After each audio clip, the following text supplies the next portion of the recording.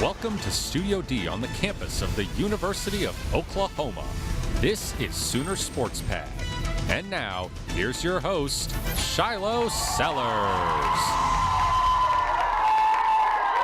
Hello, and welcome to Sooner Sports Pad. I'm your host, Shiloh Sellers, and standing next to me are my two analysts, Spencer Royce and Christian Nunling. Guys, who is making all that racket in the studio tonight? Yeah, the people out there that are just yelling and yelling is our beautiful crowd tonight. A bunch of beautiful, amazing people. They're going to get loud. They're going to get crazy. And also, please join me in giving a warm welcome to OU tennis star sophomore Jasmine Asgar and senior Kiana Montesotto. Yeah, and coming up a little bit later in the show, Sooner Sports Pad's very own Brooke Murphy is going to give us a little bit inside on how the Navy ROTC spends their OU Texas week. And later on, Spencer and I go head-to-head to discuss which current top 4 team shouldn't be ahead of the Sooners. Sneak peek. Oh. We beat Texas. The Sooners brought back the golden hat back to Norman with their Red River Showdown victory of 34-27. We touched on it last week, but OU's PD had a phenomenal debut with 4 sacks by the end of the first quarter. 8 different Sooners easily matched a program record of 9 sacks in a single game. While the offense wasn't their usual perfect self, they still got the job done. Jalen Hurts once again led the leaderboard in rushing yards with 131 yards plus the 235 he got passing. He was accountable for 366 yards of the OU's offensive total of 511. That is 70% of their yards, people. I mean, we beat Texas. That's all anybody really cares about, right? Do we need to say more? However, I think we should go ahead and say more. I want to know what they can bring into next game that you saw this past Saturday. I saw a lot of great things this weekend against Texas, but maybe you guys might have thought the offense got off to a little bit slower start than we're used to, but we're pretty spoiled as OU fans around here because our offense gets going hot. But if there was any slack to be picked up, CeeDee Lamb picked all of it up this weekend. Now, every touchdown pass that Jalen Hurts threw, out of all 3 of them, CeeDee Lamb caught every single one. He racked up 171 yards on 10 catches and churned out big play after big play. This year he's averaging 21.8 yards per catch, has 10 touchdowns already. It's only halfway through the year, and last year he only had 11 touchdowns total. He's going to blow that out of the water. His performance on Saturday, along with the very steady rushing attack from Hurts and the rest of the running backs. They beat Texas, they beat Texas, they beat Texas, and we're going to go to the playoff if they keep playing this way. Hey, guys. If you didn't know, we beat Texas. My biggest takeaway from this game was the defensive front 7. They were so impressive. We knew we'd see some improvement. I said this all season. We knew we'd see some improvement, but we had no idea the leaps that this team would take. 9 sacks from this defensive line and defensive core. It was so impressive to see. Coach Grinch was literally like Oprah. He was like, you get a sack, you get a sack, you get a sack. 8 different guys had sacks. Neville Gallimore had 2. He was balling. On the defensive side, linebacking, 15 tackles for loss. 15. Second most in OU Texas history. It was such an impressive showing. And when the offense wasn't churning, the defense got it done. Yeah. Period. Picked it up. They were amazing. They were. Absolutely, I agree. Well, Sooner Sports Pad's Kelsey Bickerstaff got to meet up with the Walter Camp National Offensive Player of the Week. That's right, it's CeeDee Lamb. Kelsey Bickerstaff here with wide receiver CeeDee Lamb. Big win over rival Texas this weekend. How exciting is that for you? It's great. For the team that Texas has been up to this point, their only loss was LSU, and for us to go out there and put a win in our column, and it's a lot of confidence moving up. You made a huge play in the third quarter. What was going through your mind when you did that, and how did you execute that play with 5 defenders on you? Honestly, I couldn't tell you I was thinking at the time, but it was kind of all just reaction and just trying to maintain my balance and get in the end zone. You've had 2 really great games these past couple weeks. Have you kind of found your groove, or what's really working for you? Just trying to stay focused, man. Just trying to stay positive. Whenever my opportunity comes, try to make best of it and just try to be more consistent for the team. Back at home this weekend with West Virginia, how are you preparing for this game? Mental aspect on Monday, and then Tuesday we getting right after. So, like I said, we working all week and just trying to be better than last week. Thank you. Well, there was more than just football going down this weekend. OU men's golf played down in Texas in the Big 12 match tournament, and OU soccer came back from Bear Country with a win of their own. It's safe to say the Sooners took Texas by storm on all fronts. Guys, break down this weekend for us. Yeah, the golf team, the Big 12, they had a match play championship, only conference to do it. And no, OU golf did not bring home the title. But if they keep playing like they did on Sunday, they're going to be in great shape the rest of the year. They took care of the Baylor Bears and the Iowa State Cyclones. Rebound, Cummins, Holbrook all took home individual wins on Sunday against both of the teams. The match was a lot closer against Iowa State, but they still got it done with the win of 3-2-1. And the men's golf team was very, very consistent in the final rounds on Sunday. So keep doing that, OU golf, and you're going to be sitting very pretty heading into the end of the year. And that's true of all fall sports. They've all been doing well as the fall has kind of come to a close. Yeah, they have. Finished strong. This soccer team, however, I talked to earlier about how they'd been to overtime a bunch. Now that they have been to overtime a bunch, they did come out with a win against Baylor 2-1. They are so much well-conditioned to play in overtime games. It's so impressive to see. Kaylee Dow got her 12th goal of the season, hopping up into third all-time on the OU list. Kaylee Dow has been so impressive. Because of her successes on and off the field, she's been nominated for the Senior Class Award out of 30 applicants around the country. She's now down to the last 10 finalists. And guys, she needs our help. You can go on the Senior Class website and vote for her through November 18th. She graduated with a 4.0 GPA, 2 degrees. She's starting masters, 3rd all-time goal scorer. If she doesn't deserve your vote, I don't know what does. If there's one election you're going to vote in your life, it's this one. I hope it's more. Well, it's time for us to take a quick break, but when we return, 2 athletes from women's tennis will be joining us. See you soon.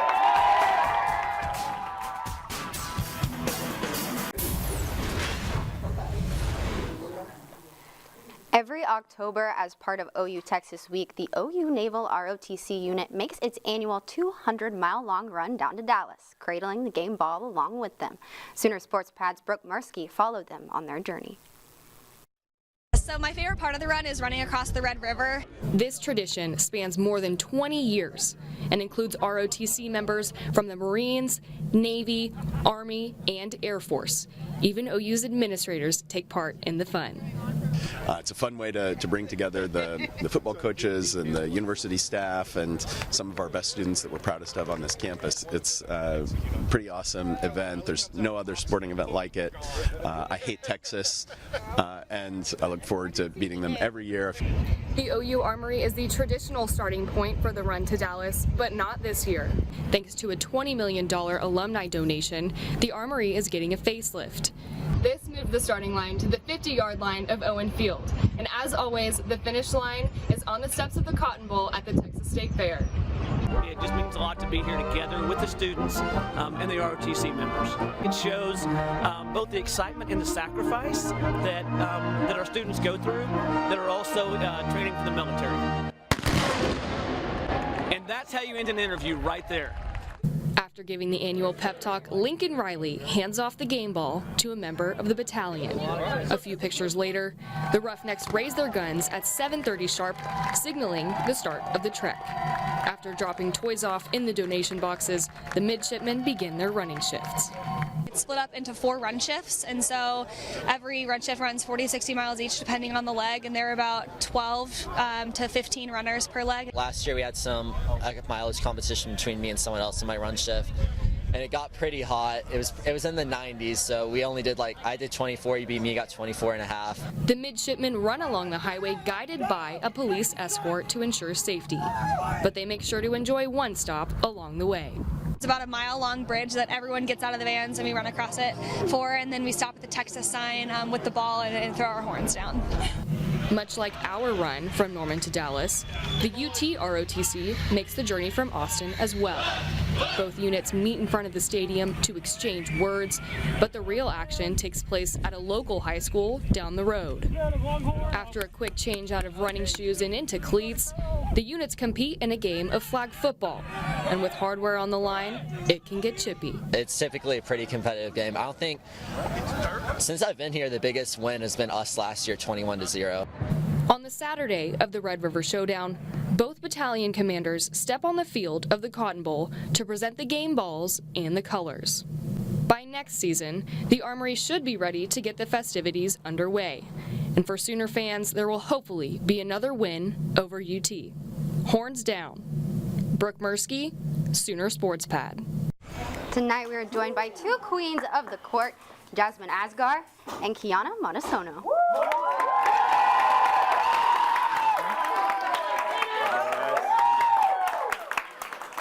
So, question. I feel like everybody does a lot in their free time. I play 2K. Spencer watches his Dodgers lose in the NLDS. Every year. What? World Series, you name it. What do you guys do in your free time? I mean, I'm a big foodie. I love to watch Netflix, so, you know, I like being lazy in my spare time because I'm always on that court. You know, I have to agree with her. It's long practices, long days, and sometimes you just want to go home, watch Netflix, lay in bed. That's about it. Of course.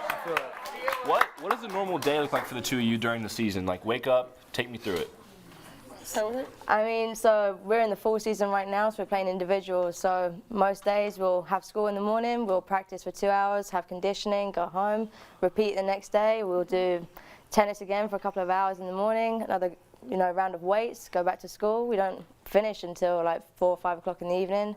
Season time, same thing. We have practices for 2 hours, conditioning, weights, and then we play matches on the weekend, so we don't really get a break. Yeah. So you're from London. Yes. We're in the U.S. You've been here for the last 4 years. What have kind of the differences been like being in the U.S. from across the pond? Everything's bigger. Everything's bigger. Food portions, buildings, lorries, everything's so much bigger, but everyone's so friendly. Like, you go on the underground in London, no one talks to you. You go here and everyone says hi, everyone's so friendly, so you guys are so nice. It's good to hear. Yeah. Well, I think our host, Shiloh, you got an audience question for us? Actually, I'm here with Carmen, and she's got a question for you. Oh. Okay, so if you're a foodie, what is the craziest thing you've ever eaten? Ooh, that's a good question. The craziest thing I've eaten is cow tongue. I know it's pretty good. It was Korean barbecue, It's pretty tasty. I highly recommend it, yeah, it's pretty good. Yeah? Oh. Okay, I'm Peruvian, and we eat a lot of, like, chicken heart, cow heart. It's really good, I'm not going to lie. Well, thank you. Definitely interesting. Well, that's all the time we have right now. We're going to take a quick break, but when we come back, these two are going to battle and face off.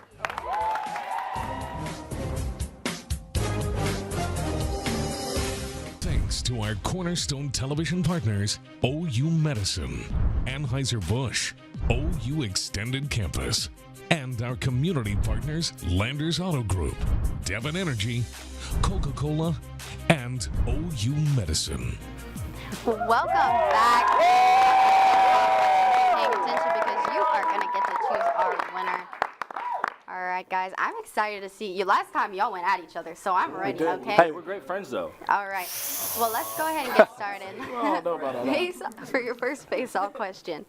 Who is currently ranked above OU that should not be?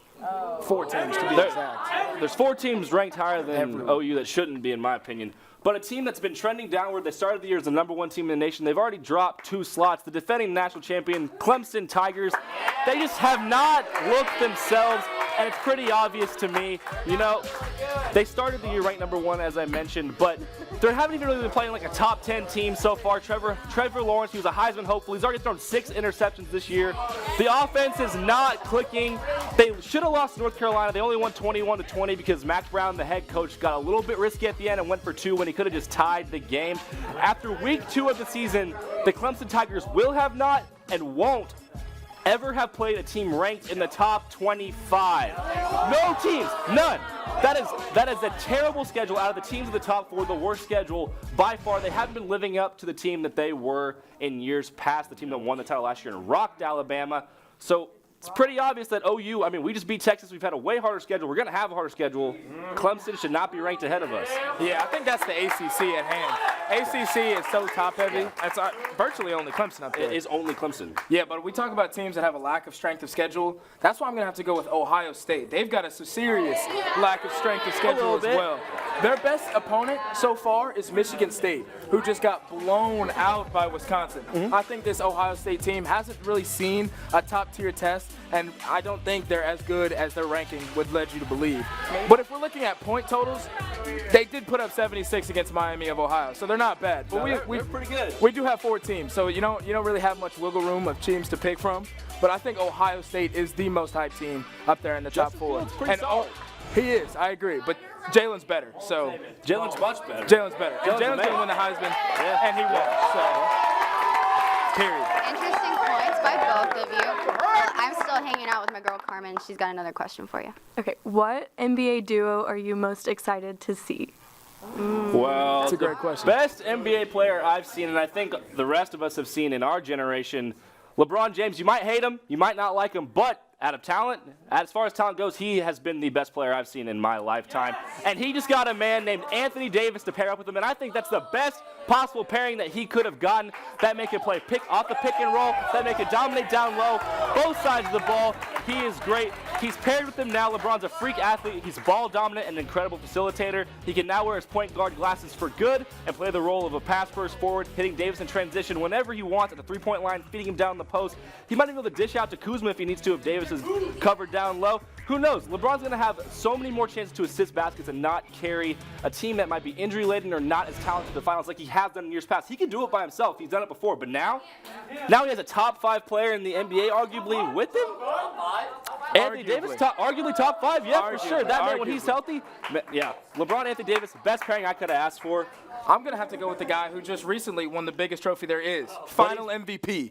Kawhi Leonard and PG-13 just across the city and Los Angeles. This team is about to be nice, the Clippers, I promise. Are you talking about Paul George that left the Thunder? Hey, listen. He left the Thunder. He didn't leave. He got traded. I want that to make that very clear. He was traded. He wanted and I'm sure everybody from this area and all around the country is rooting for Paul George, and including me. I promise you. Him paired with Kawhi Leonard, the most unstoppable defensive force in this current NBA, 2 of the best wing defenders, already going on the best defensive team with the Clippers. It's going to be a dangerous combination. They went from playoff contenders to championship contenders overnight. For sure. And that's because of Kawhi and PG-13. Hey, Kawhi Spry, the PG choke artist, asked to be traded from the Thunder. I'm not a big fan. Hey, we'll see in June. I promise you the Clippers will be there. LA will not. LA is the Clippers. They're both the Clippers. Good point. Good point. Well, it's your last chance to win us over. Show me your viral videos. Well, we both got some pretty funny football plays. We did. Mine, on the other hand, one of the players, he was a wideout. He kind of just got in the mentality of hitting the weight room before, and the player he was up against at corner had the mentality of, I think he needs to hit the weight room every day for the rest of his life, maybe 3 times a day. Watch what happens right here. Deep ball, wideout catches it, and then guess what happens? He just picks up the corner, just walks him, just dog walks him into the end zone, sets him down like, I did that. I know. That's just tough. I know in the film room the next day, that defender, man, that's going to be a tough film session. The coach will be like, hey, man, you got to eat a lot more. You got to do a lot better. I don't want you on that field if you're going to disgrace this high school program like that, because you just got literally carried to the end zone. He tackled you and scored. The worst part is he's the best guy they've got in that position out there. He must be. That's the best Unless they've got. Unless he's a coach's son. That's tough. That's tough. Ooh. Listen, I understand brain cramps. They happen to everybody. Everybody makes mistakes, as I've said, time and time again. But this guy made a wrong mistake and just kept running with it, literally. Let's take a look. Kept going. Intercepts the ball and starts running the wrong way. You got one job. Take it to the house. And he took it, I guess, to the house? I feel like we all need that kind of friend that's going to stop you from making a bad decision way worse. And that's exactly what that teammate did. He helped out big time. Yeah, that really could have been a big mistake. I'm glad the teammate helped fix it. Hey, at least the other 10 were paying attention. Yeah, seriously. I feel like this section is a come on segment. Come on, man. Come on, man. That's bad. Come on, man. The time has come for us to pick our winner. Vote for me. Venmo you all $10. All right, you have even more of an incentive. Well, I want to hear you be as loud as you can if Spencer was your favorite. Let's go. Louder, louder, keep going. Louder. All right, now I want to hear it if Christian was your favorite.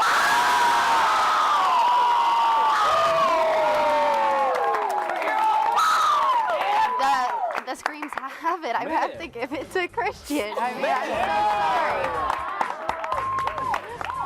sorry. Well, next on our agenda is the challenge. You'll have to stick around to see how the cookie crumbles.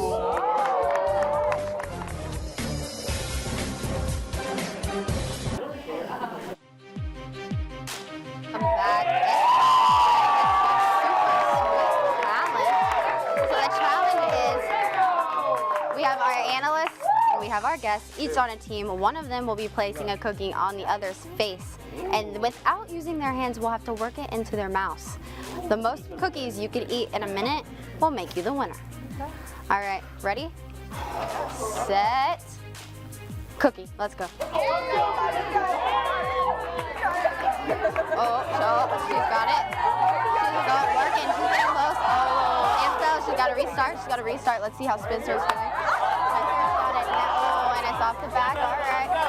He's wiggling the eyebrow. All right. Take some more. Take some more. Jasmine's over here. She's making slow but steady progress. Oh, that was so close. All right, Spencer again at the same spot he was before. We're halfway through our time. All right, Spencer and Christian have one cookie. Jasmine and Kiana have none so far. It's okay, you got it. You can keep on going. All right, guys, and we are reaching the end. It's 10, 9, 8, 7, 6, 5, 4, 3, 2, 1. Oh, and that's all the time we have. For the first time this season, y'all won a challenge. Here, take a cookie. You deserve it. That was some hard work. All right. Well, make sure to be following Twitter and on Facebook. We'll be here same time, same place next week. Good night, y'all. Anybody want some cookies?